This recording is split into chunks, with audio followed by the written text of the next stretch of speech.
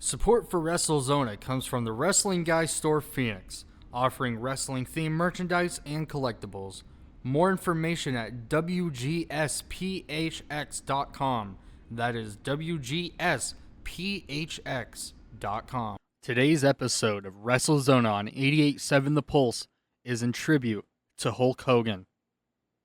According to reports from TMZ, WWE, and the Clearwater, Florida Police Department, Hulk Hogan passed away at his home in Clearwater Beach on Thursday, July 24th, in the morning after suffering a cardiac arrest. The call came in at 9:51 a.m., with first responders rushing to his residence. Despite their efforts to revive him, he was taken to Morton Plant Hospital, where he was pronounced dead at 11:17 a.m. The police have said there is no evidence of foul play, and while the investigation continues, it appears to be a natural passing due to heart issues. Hogan had been open about his health struggles in recent years, back injuries from decades in the ring, surgeries, and the physical toll of his career. Even so, he was still active, still passionate, working on a new venture called Real American Freestyle, a wrestling promotion focused on amateur, Olympic-style wrestling, set to launch next month. It's heartbreaking to think he was taken from us just as he was starting this new chapter. He leaves behind his wife, Sky Daly, and his children, Brooke and Nick. My heart goes out to them and to all of you who are grieving this loss. Hogan wasn't just a wrestler. He was a hero, a legend, an icon, and for many of us, a part of our childhood. Going a bit into his legacy in the WWE, Hulk Hogan meant so much to WWE and pro wrestling. Born Terry Bollea on August 11, 1953 in Augustus, Georgia, he stepped into the wrestling world in 1977. But it was in 1983 when he joined the World Wrestling Federation, then WWF, that he became a household name. With his blonde mustache, red and yellow bandanas, and those 24-inch pythons, Hogan was larger than life. He was the all-American hero, telling kids to train, say their prayers, and eat their vitamins. His catchphrase, "What you gonna do when Hulkamania runs wild on you?" became a rallying cry for fans. Hogan was the face of WWE's golden era in the 1980s, the engine behind Vince McMahon's vision to take wrestling national. He headlined 8 of the first 9 WrestleManias, starting with the very first in 1985 at Madison Square Garden, alongside Mr. T, with Muhammad Ali and Libris in the mix. That event drew 1 million viewers on closed-circuit TV, putting wrestling on the map, but nothing compares to the WrestleMania 3 in 1987, when he body-slammed the 520-pound iconic Andre the Giant in front of 93,000-strong fans at the Pontiac Silverdome. That slam, dubbed the Body Slam heard around the world, is one of the most iconic moments in wrestling history. Their rematch on the main event in 1988 drew 33 million viewers, a TV ratings record that still stands. Hogan won the WWE Championship 6 times, holding it for a combined 2,184 days, second only to Bruno Sammartino. He was the ultimate good guy, ripping his shirt off to roar of the crowd, but he showed his range in 2002, returning to WWE as Hollywood Hogan, the villainous leader of the NWO. His match against The Rock at WrestleMania 18, an icon versus icon clash, was pure magic. Even as a heel, the Toronto crowd cheered him, proving his charisma was unstoppable. Hogan's influence didn't stop with WWE. In 1994, he shocked the wrestling world by jumping to World Championship Wrestling, WCW, where he reinvented himself as Hollywood Hulk Hogan. His heel turn in 1996, forming the New World Order with Scott Hall and Kevin Nash at Bash at the Beach, changed wrestling forever.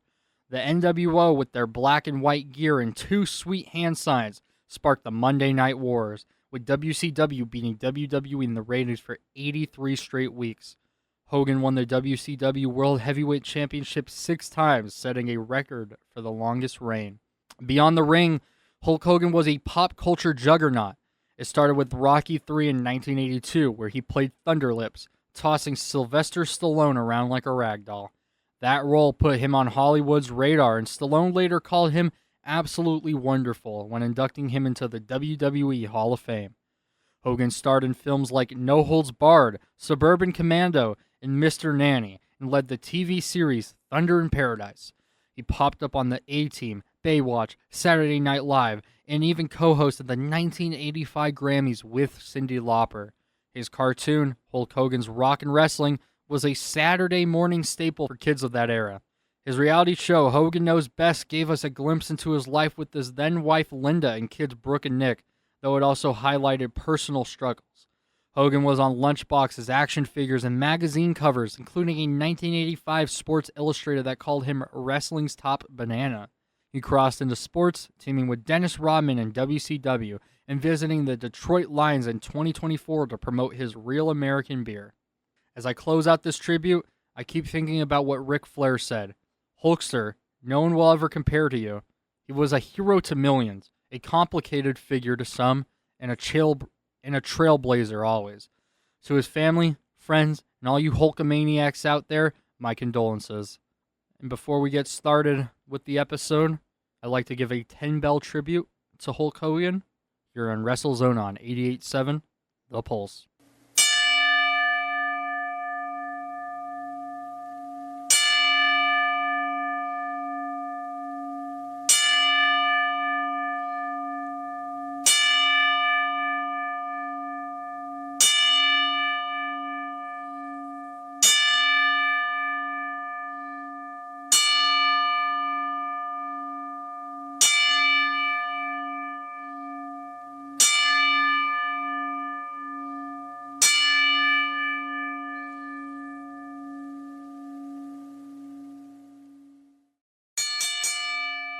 Hope you're having an amazing one, Wrestlezona family, and welcome back whenever you happen to be tuning in.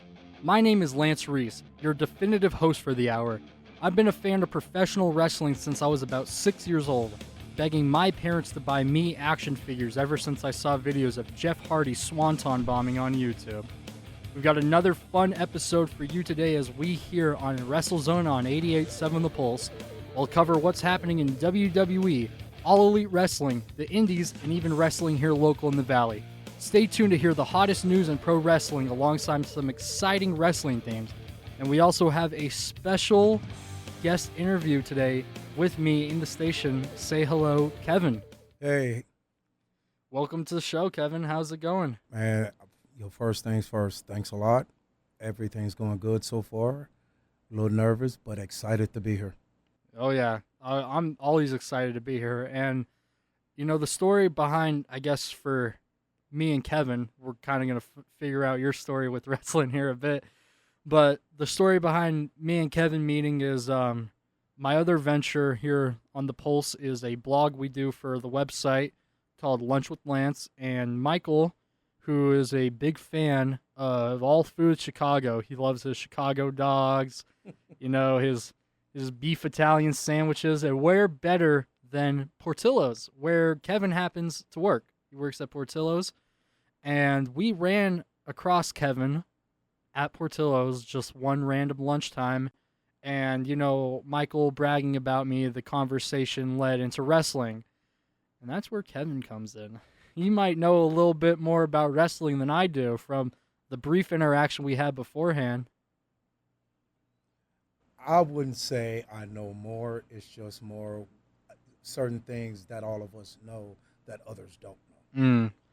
I feel like that's the real wrestling experience. You know, there's general information out there, but there's also a lot of, like you said, which you know, that's tailored kind of to your interest in wrestling. It's kind of hard to put a finger on it, but I describe it as like, hey, I'm not big myself into tribalism in wrestling. I hate when people are like, "Oh, I can only watch WWE or AEW." I'm not big on the whole tribalism aspect of it. But those niches, when you discover what you're really into or a certain wrestler that resonates with you, you just learn all about it. That's what I've learned and picked up with wrestling. Oh, definitely. Because if you're stuck with just one company, then when a new guy comes from another company into this company that you're watching, now you're looking at him as a new guy, and he's been in the business 10 to 12 years. Yeah. And you really don't know his work, but you're seeing what he's doing in just this company. And if he's not booked right, then guess what? You're going to have a different opinion. Yeah. That's why we have to watch all companies. You may not be a fan, but watch all companies. It gives us an even playing field of Exactly. no real bias. You get to see what that wrestler is able to work with, what they're given. Exactly. I think a perfect example would be like AJ Styles closer to the end of his TNA run in the mid 2010s before going to New Japan. It was a little awkward. Yeah, which that right there, the one thing about that, I believe it was a few years prior. It was the "I'm pregnant" thing. Oh yeah, that Was storyline. oh, that was a terrible storyline for AJ. Was that Dixie Carter's work, or Vince Russo, or one of them? They probably collaborated. We all know Vince Russo is. Well, he's Vince Russo. He's Vince Russo. Dixie Carter basically ran that company into the ground. She had nothing to do with the business. Daddy had a lot of money, so I need you out of my hair, so I'm going to buy this wrestling company. Yeah. And then you throw Hogan into the mix. Yeah. Now, I would say, now, Bischoff was a great addition, but it should have been just Bischoff. No Dixie, no Hogan, Bischoff. Because you had a lot of young talent that you could have worked a lot of storyline with. But you bring in Hall, you bring in Hogan, you bring in Nash, you bring in X-Pac. Oh, come on now. Got the whole click back. And if you remember when Nash first appeared in TNA, he basically looked at Hogan. Let's get the band back together. No, Jack, we ain't getting the band back together. No. It's no longer 1997. It's no longer 1990 anything. We don't want the band back together. And if the band do get back together, kick Hogan out. Yeah. Kick Hogan out. Please. Now, personally, I've never liked Hogan. But then after all of the backstage stuff that we've learned over the years and the off-camera stuff and this and that, okay, I'm definitely not Yeah. Hogan. No one's a Hogan fan. It's hard to be a Hogan fan if anything. Man, we don't even like to mention his name at times, but we have to. Yeah. It sucks. I mean, he was big on that era where it became a national product, Exactly. and he was the pushed product in question. Yeah, and I think Hogan's best run was a heel run. The Hollywood side. Yeah, with that NWO. was his best run. Yeah. Because to me, it looked like he had more fun doing it Yeah. instead of trying to push to be this happy, smiling guy, which personally I think that he was being his true self as a heel. Mm-hmm. So There's only so much you can fake. yeah, and he did it for years. One last thing with Hogan, and then we can move on. How do you feel about the Real American Freestyle Wrestling, that new promotion with Bischoff, Hogan, and I think they got Kurt Angle in on it for commentary? First of all, Kurt Angle need to slap himself for joining forces with Hogan. First of all, let's go there. We love you, Kurt, but still slap yourself for joining forces with Hogan. Hogan and Bit. They're gonna be together till the casket. I don't think those two are inseparable. Like Hogan and Vince, that love-hate relationship. Yeah. But Hogan will still be there for Vince and vice versa. Which, if they were smart, since Vince has 14 and I, they combine theirs. They come together and do a joint thing, then rename it, and all three of them could work together and see where it goes. Yeah. No, definitely with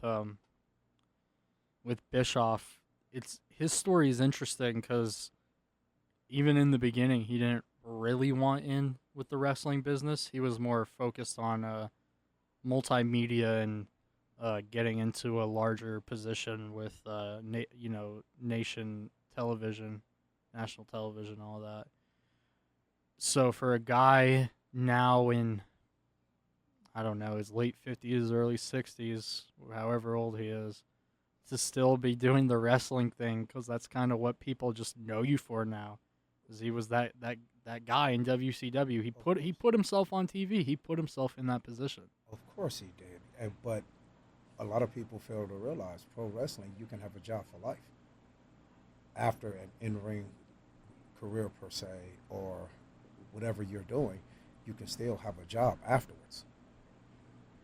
Yeah. Backstage producer, just anything, creative. Yeah. Especially when you're acclaimed and you've had that veterinary status in wrestling.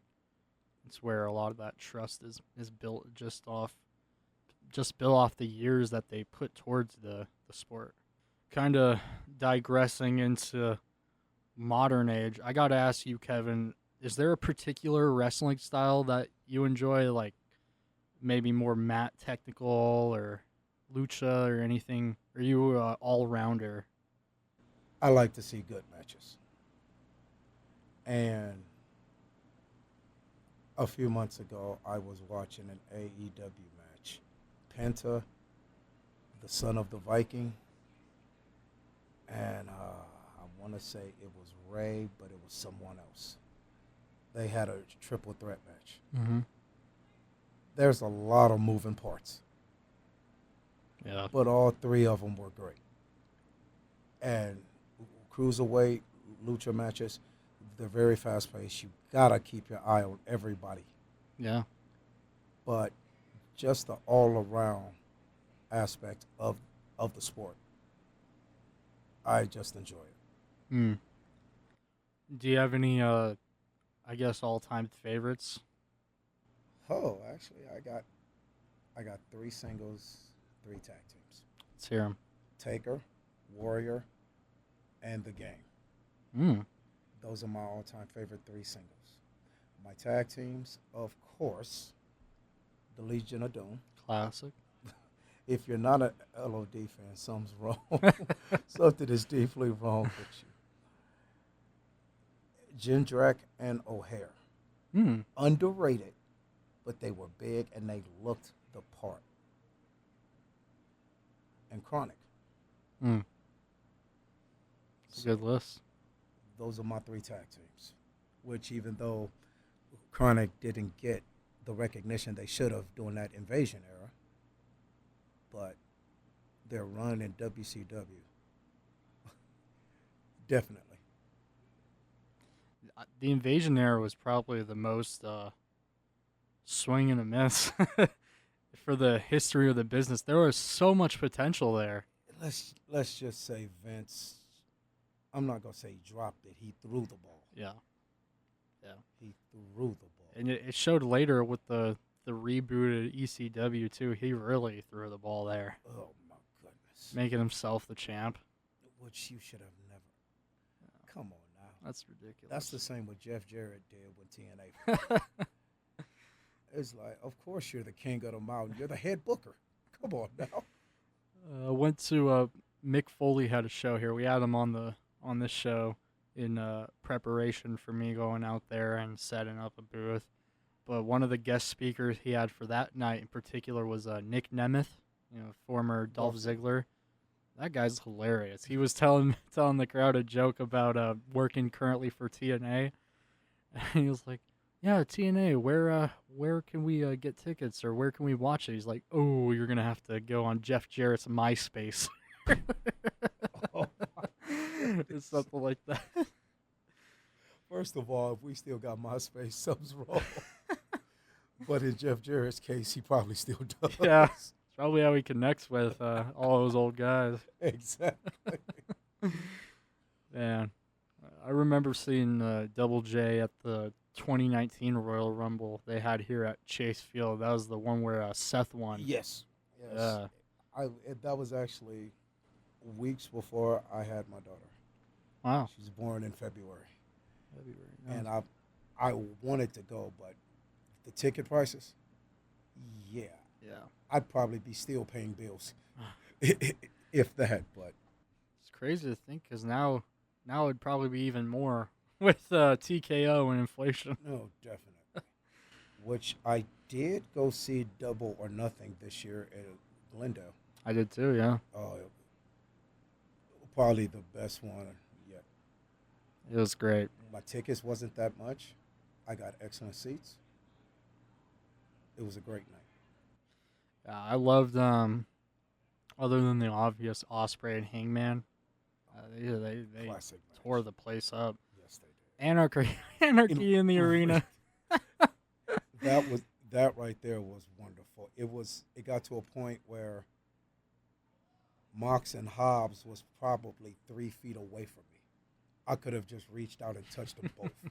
And I'm like, wow, I've gotten my money's worth tonight.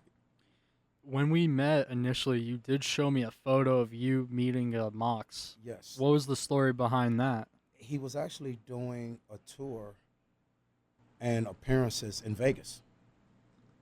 Mm-hmm. And at the time, I lived in Vegas. That was when he had the belt, SummerSlam 15, 16, Mm-hmm. when he was going up against Seth. And when I finally made it up there, shook his hand, he looked at me. You have a farmer's grip. It's just out of nowhere. And I'm like, thanks. So I just took the picture, but he was actually laid back. I believe he lives in Vegas. Mm. I believe he does. That was Walmart's were doing multiple wrestlers appearing in multiple different Walmarts throughout the Vegas area. Mm.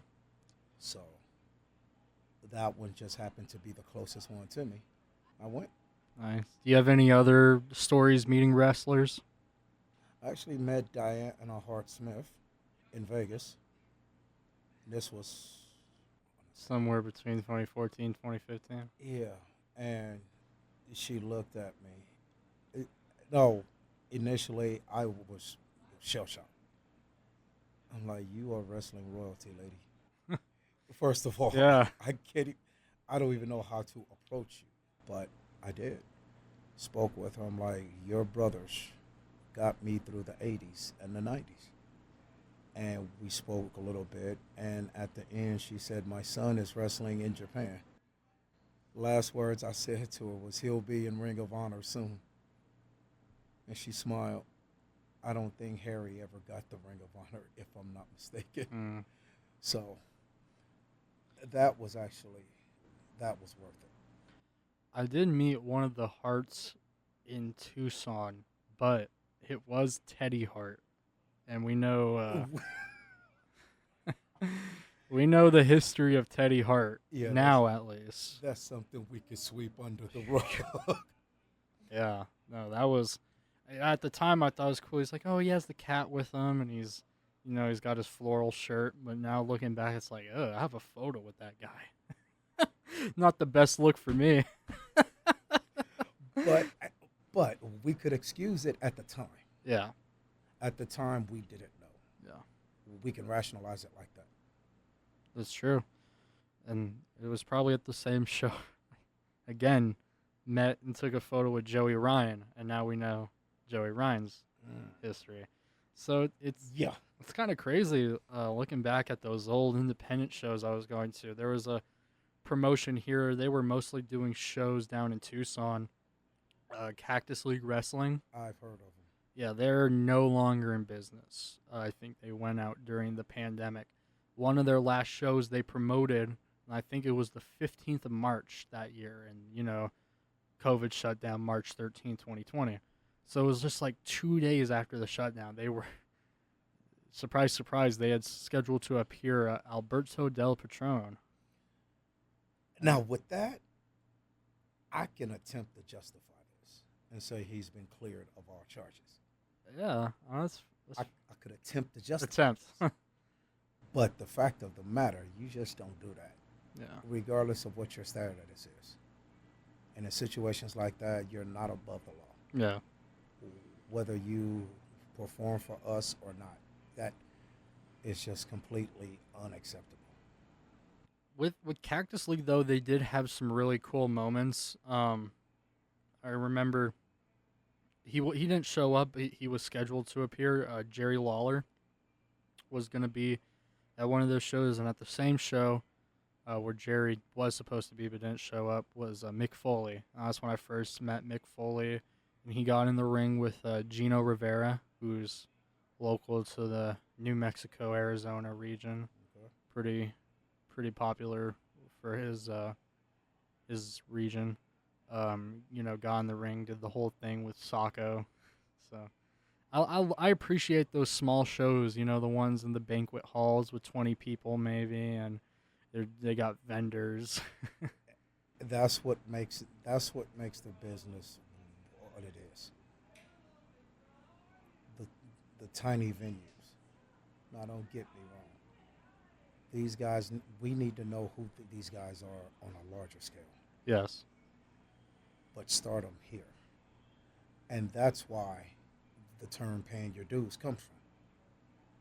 You do 5 or 6 years on the indies and bingo halls and backyards and your street corners, and you'll get recognized. Yeah. So, I'm grateful for the indies, the true indies, not the Ring of Honor version of the indies, the true indies. But as we all know, Ring of Honor at times was considered an indie company, comparing to the big giants. And now it's Tony Khan's playground. Yeah, which oh boy, it's not the best playground. No, I was actually watching a match a couple of nights ago.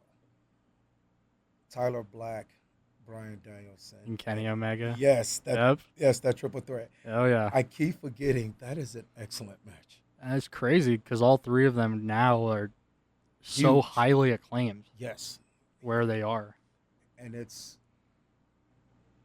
I knew he was down there because of the incident with, I believe it was Mark Briscoe, where he had him upside down. Something like that, yeah. Tyler. So I knew he was there, Mm-hmm.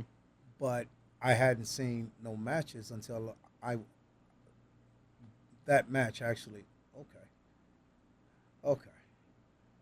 And now he's been repackaged, one of the top guys throughout the entire business.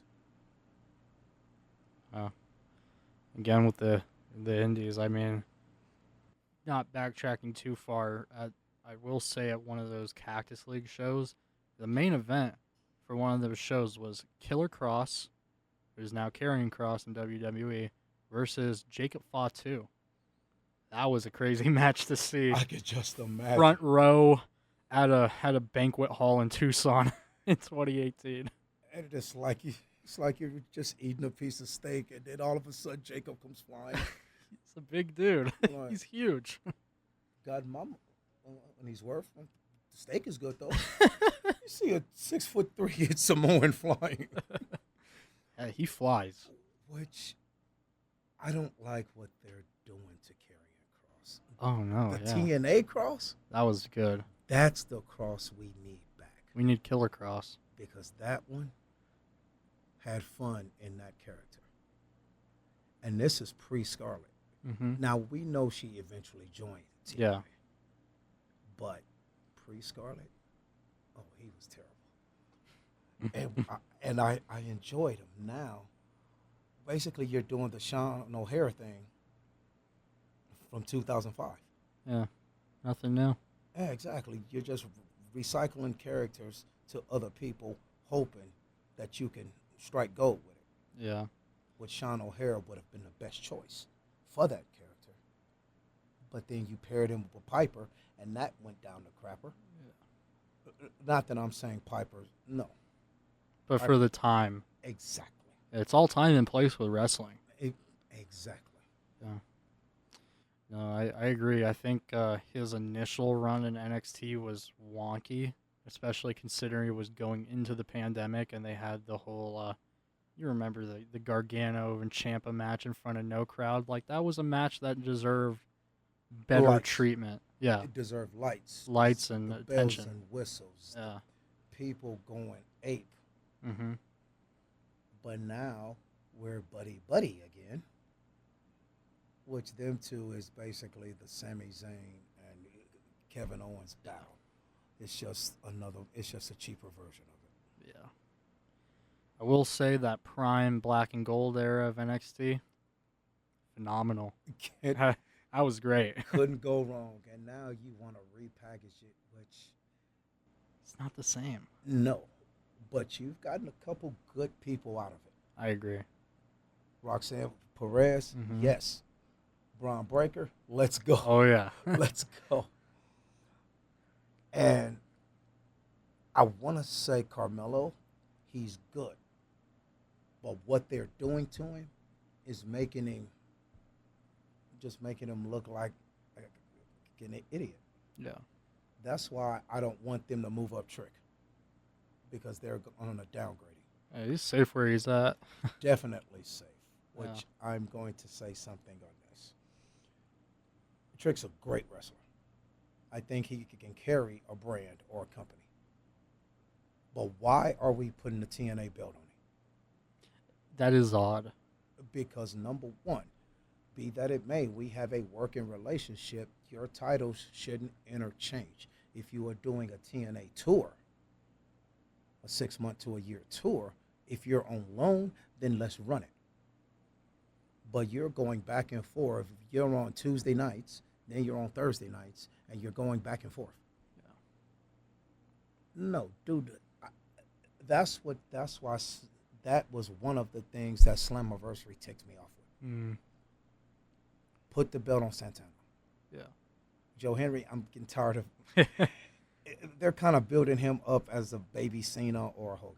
Yeah. Which, okay, it's fine, but always keep him hovering in the main event scene. Yeah. Don't you really Can't do it too fast.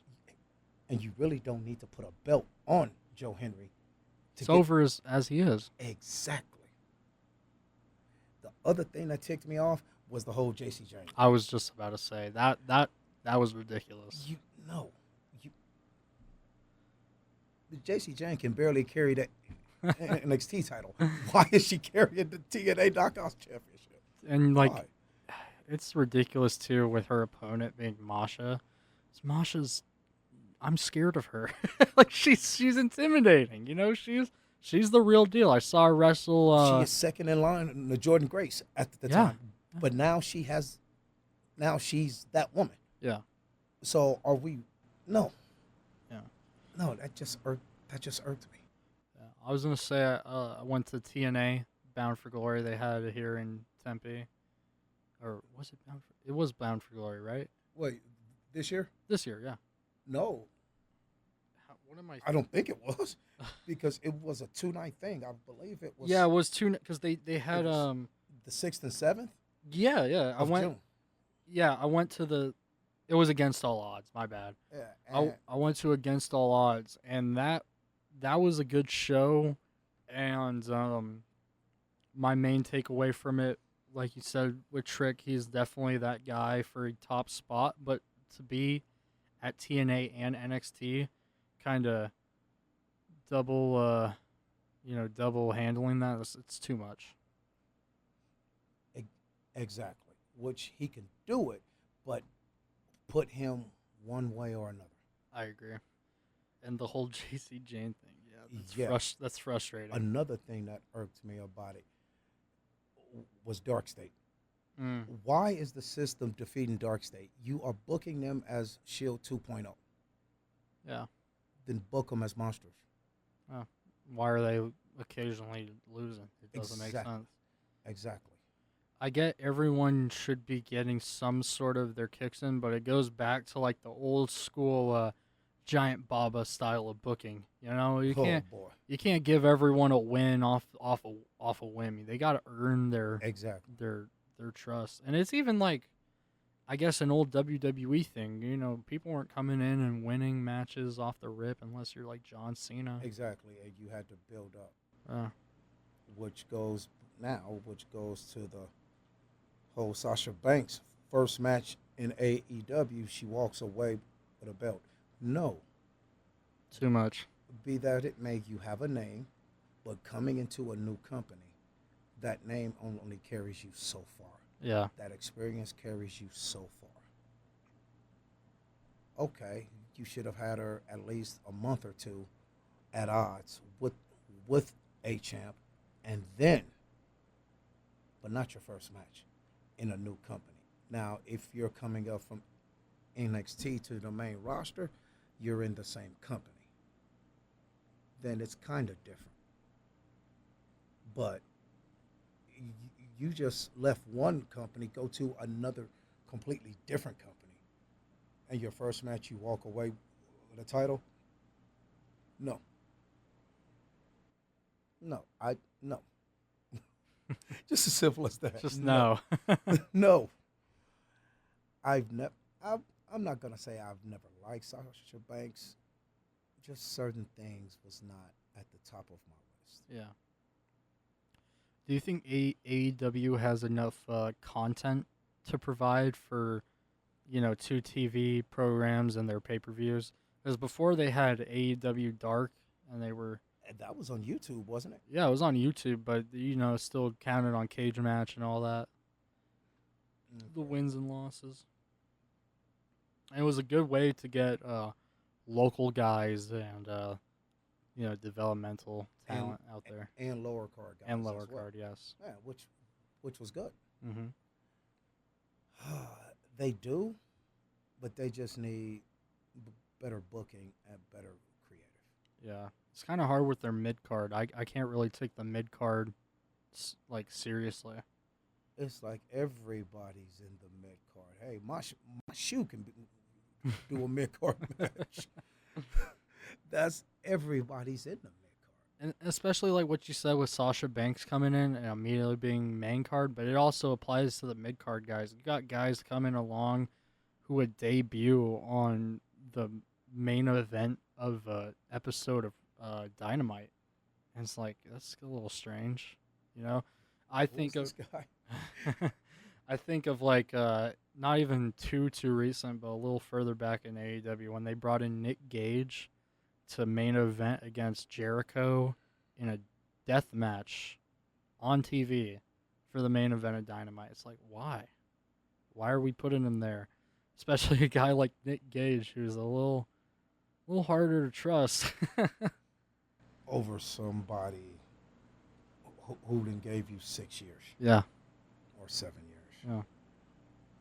It's ridiculous.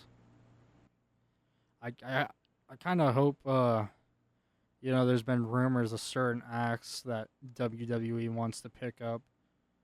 I could see them doing justice with some of them. I heard Private Party's name in there, and those guys are like OG AEW tag team.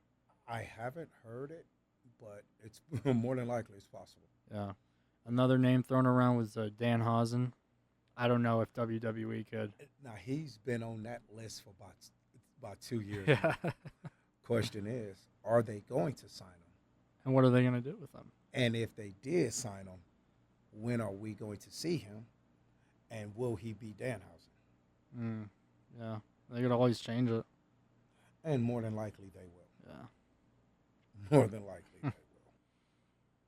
How do you feel about the name changes going on in WWE? My big one to ask you would be JC Mateo. This guy's been Jeff Cobb. And that's his real name, too, Jeff Cobb. Exactly. For like a decade. He did Olympic wrestling as Jeff Cobb. And you're going to tell me now he's at the main level as JC Mateo? Which technically is still the JC is Yeah, Jeff Cobb. But that still. Mateo is just... Get it out. Which he was... What's the guy's name? Because I know it's in my... Matanza Cueto in Lucha Underground. Mm-hmm. Which I actually forgot that until I looked him up. And I'm like, holy cow, this was him. But he was booked perfectly. That's the thing. He was booked perfectly.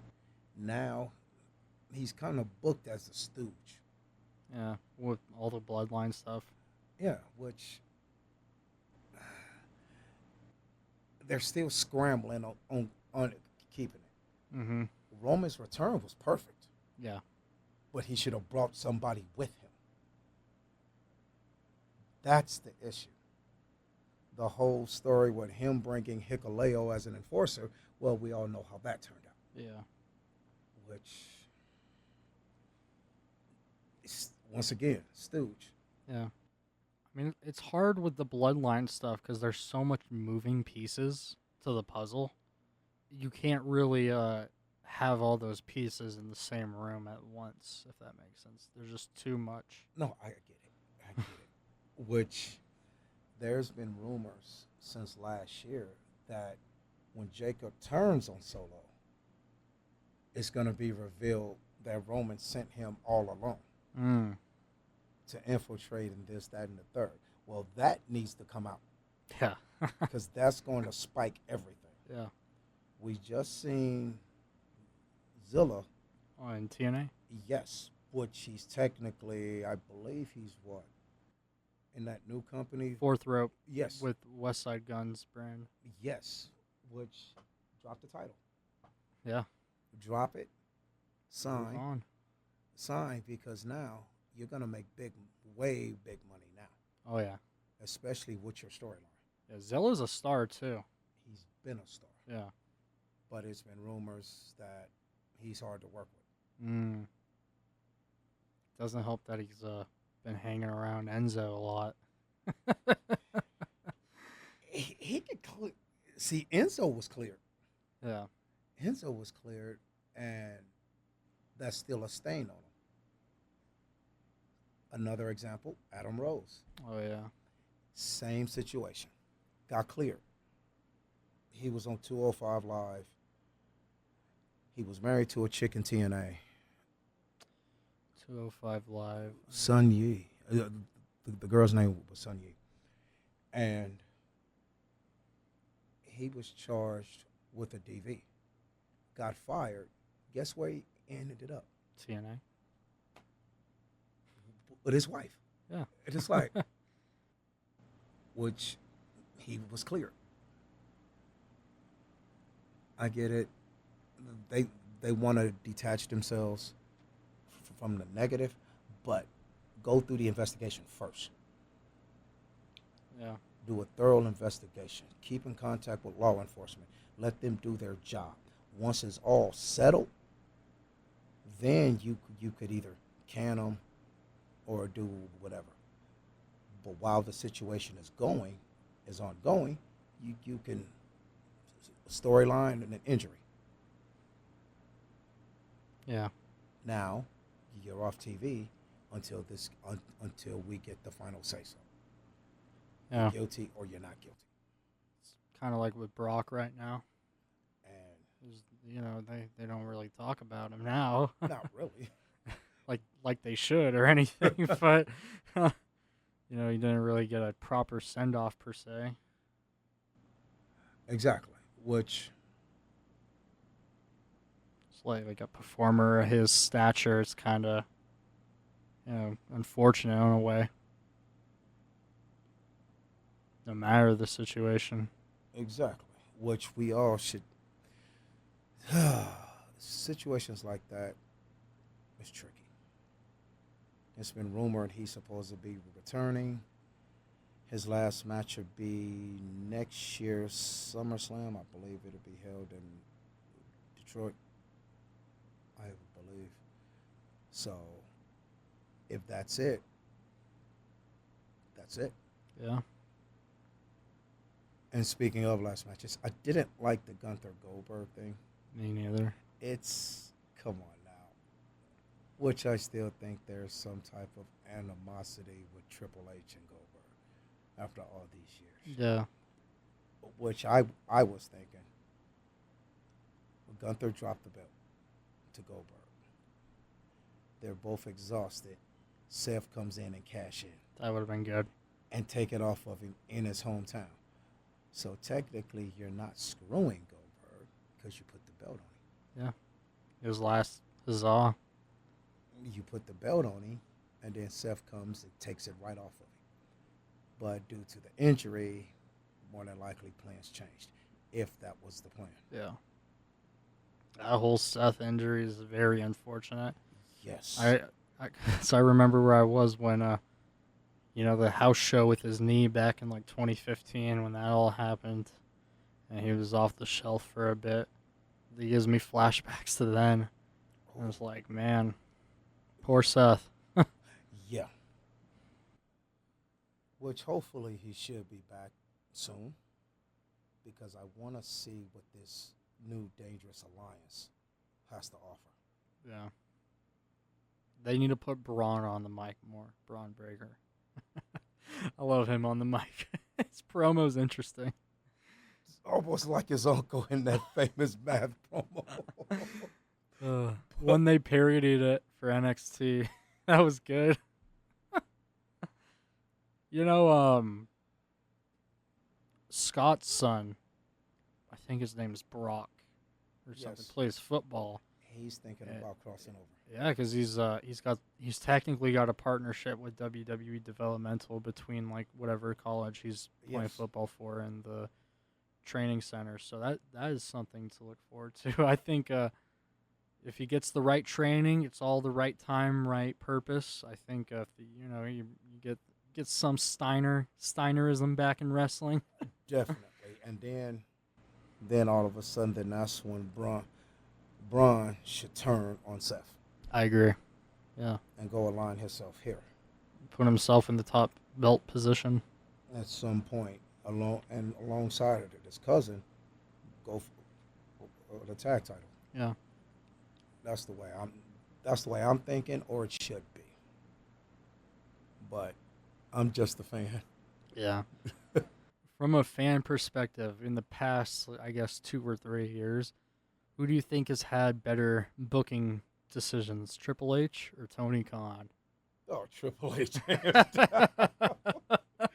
Hands down. Tony's too nice. He's got the Shane McMahon filter. You know, he's just a big fan of what he's doing. I get it. I don't blame him. understand it. But you have a almost Billion dollar dollar, yeah. You have what, 100 plus wrestlers on your staff. Mm-hmm. You want to make sure everyone Yeah. be able to take care of their families. Give us a better product. That's almost equivalent to in pro sports, especially North American sports, when owners are building super teams. We want the best product to put on the field or the court or the ice to keep our fan base interested. The better the team, the more fans. More fans, more revenue. More revenue, contracts can be extended and go up. Yeah. Tony should be the same thing. And I've always said this. If I had just the right amount of money, I would start my own company. And the first person I'm going after is Jim Cornette. Yeah. Not a bad start. You are my head writer of creative, booker. Put together your team. Go get your people. Yeah. Especially with someone like Cornette, you start bringing in characters that from his past he's not fond of. Yeah, issues. Saw that in OVW with Santino. Saw that in TNA, WCW, and OVW with Vince Russo. Yeah. Yeah, I wouldn't want Vince Russo. I'm On a 10-foot pole near my promotion. Man, look, you've destroyed promotions. I give him that respect for being in the business, but he's an idiot in the business. Yeah, that's his reputation now. And he just does his podcast now. They just give people any old, hey, you, come on, join us. I don't know nothing about it. Well, come on in. We got you. It's a work, bro. Yeah. Oh, he can. That guy can probably. No, he can't go every 3 to 4 words without, bro. It's worse than Hogan. Oh my goodness. Now them two are 2 peas in a pod per se.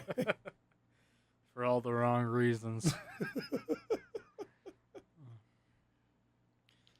Well, as we've been talking here for a bit, as we kind of wrap up this episode of Wrestlezona on 88.7 The Pulse, I have one last question for my good friend Kevin here.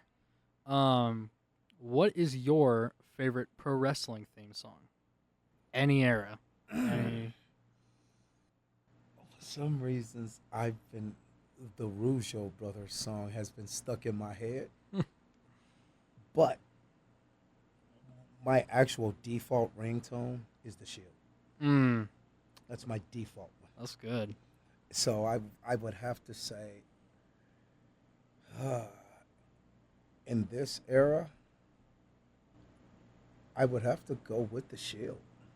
It's one of the last like Jim Johnston classics he made with the company. Or I would take anything off the Forcible Entry album, That's a good one, yeah. which there's not a bad song on the Forcible. Forcible Entry, that has whatever on it, right? Our Lady Peace. Yes, It's one of my favorites. You know, which was the last recording under the WWF name. Interesting. Then they switched over. Yeah. Another one for theme songs, I would have to say Kane. Oh, Slow Chemical. Finger 11. Yes. It's like, Yes. I actually like those guys, Oh, they're good. but that song by itself, like, I could listen to it without knowing it was involved with wrestling. I'll still listen to it. Yes. It's one of those songs. and a lot of people don't even know that it's a wrestling song. They're just like, oh, That's good. Some good rock. yeah. And it's like, you do know that's a wrestling song. No way. It just freaks people out. But it's more of a, cool.